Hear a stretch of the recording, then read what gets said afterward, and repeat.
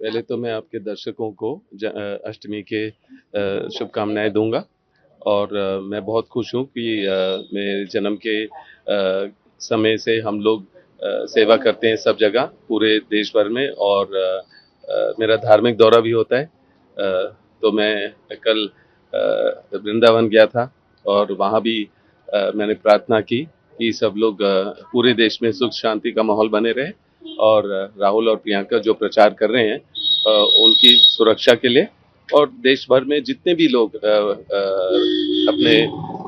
अपने राजनीतिक तौर से मेरा यही सोच है कि सेक्युलर रहना चाहिए और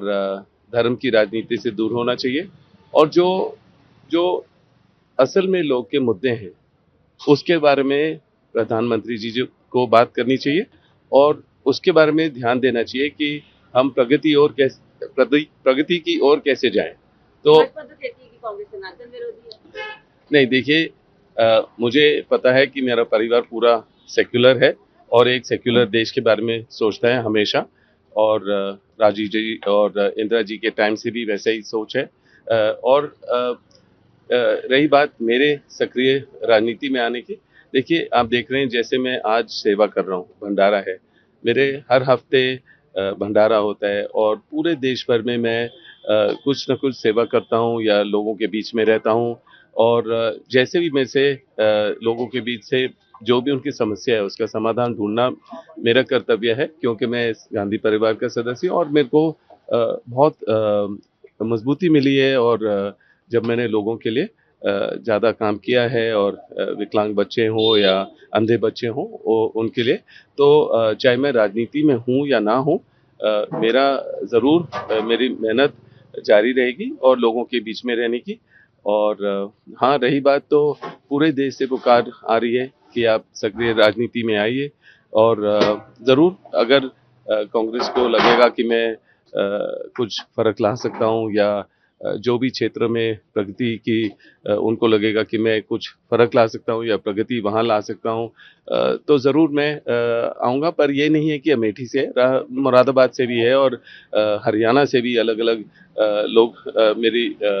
विनती कर रहे हैं कि मैं सक्रिय राजनीति में आऊँ और उनका क्षेत्र को चुनूँ। आप क्या सोचते हैं, आपका क्या मन है कि आप इस बार चुनाव लड़ना देखिए, चाहते हैं? मेरा मन तो ये है कि पहले भी मैं जब राजनीति से दूर रहा,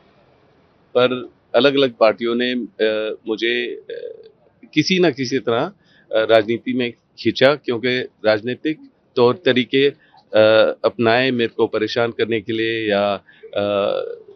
गांधी परिवार के सदस्य होने के नाते मेरे को परेशान करने के लिए। तो हमेशा मेरे को एक राजनीतिक टूल या सॉफ्ट टारगेट या हार्ड टारगेट जैसे भी है वो ज़रूर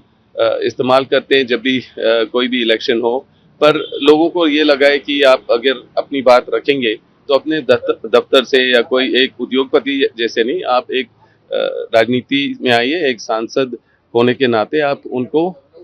जैसे राजनीतिक जवाब दे पाएंगे अगर संसद में होते हैं आप। इस तरीके के आरोप लगते रहे हैं, लैंड डीलिंग के, ये सब इन सबको आप कैसे लेते हैं? नहीं, अब तो बहुत समय हो गया है और जो भी उन्होंने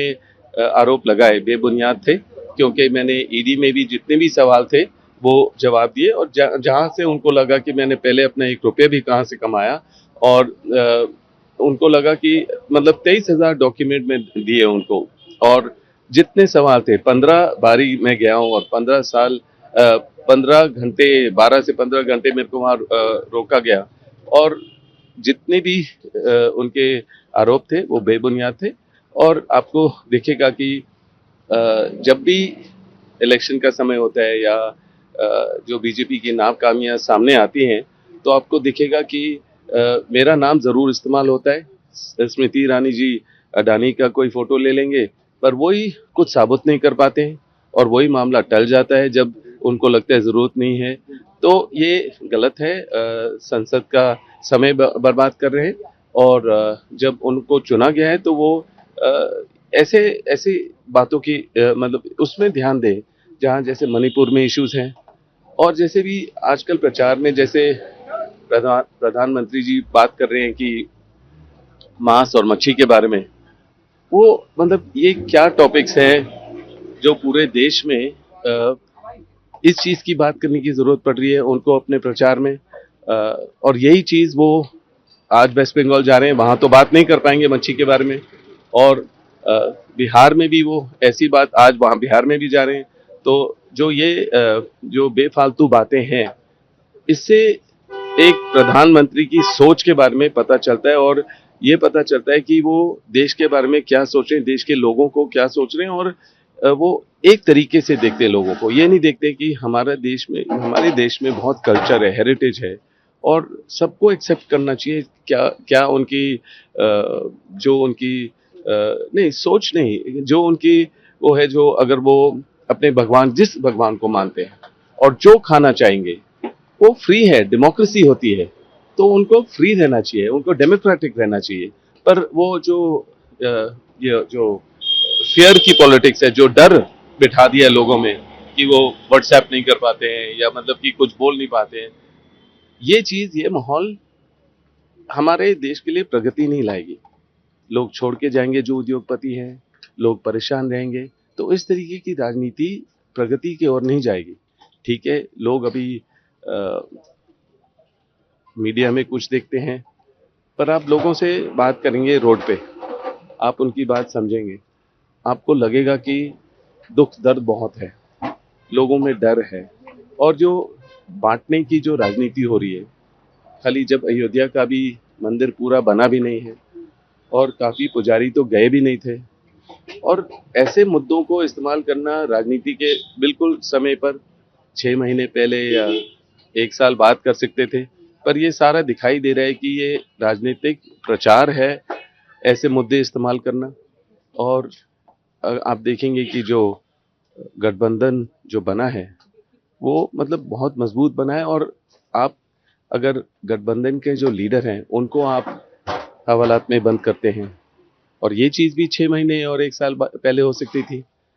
पर इन चीज़ों में मैं सहमत नहीं हूँ, और जब मैं जो बोल रहा हूँ मेरा अनुभव है लोगों के बीच में रहने का, और इसी से मेरा जो सोच है ये सामने है आपके पास। हमेशा परिवारवाद टी में झांके, उन्होंने जिस तरीके से, जिस लालच से लोगों को खींचा है, कभी उन्होंने ये सोचा है कि मतलब कि वो लोग परिवार से नहीं आए, उनके परिवार राजनीति में नहीं थे, उनके परिवार राजनीति में थे, वो कांग्रेस में थे उस टाइम भी, उनके पिताजी, उनके माताजी या जैसे भी है उनके परिवार के लोग वो रूल कर, उनके भी संसद में थे। तो परिवारवाद से मैं बिल्कुल जो उनकी सोच है वो गलत है, क्योंकि आप अपने पुरखों से, अपने परिवार से कुछ भी सीखोगे तो आप वो उनकी सोच को आगे ले जा सकते हैं, चाहे आप बिजनेस में हो या स्पोर्ट्स में हो या राजनीति में भी हो। तो मैं इससे बिल्कुल सहमत नहीं है कि परिवार के बात की बात करेंगे। और जहां अगर कोई भी गवर्नमेंट चल रही हो, कहीं भी सरकार चल रही हो, अगर आप उसको तोड़ते हो और मतलब जिस तरीके से लालच करके 6 मंत्रियों को आप तोड़ते हो अपनी तरफ, तो इस तरीके से जो राजनीति है, लोग फिर भी परेशान हैं कि जो सरकार हमने चुनी है, हमने जिसको वोट दिया है, उनको अपने समय तक चलना चाहिए।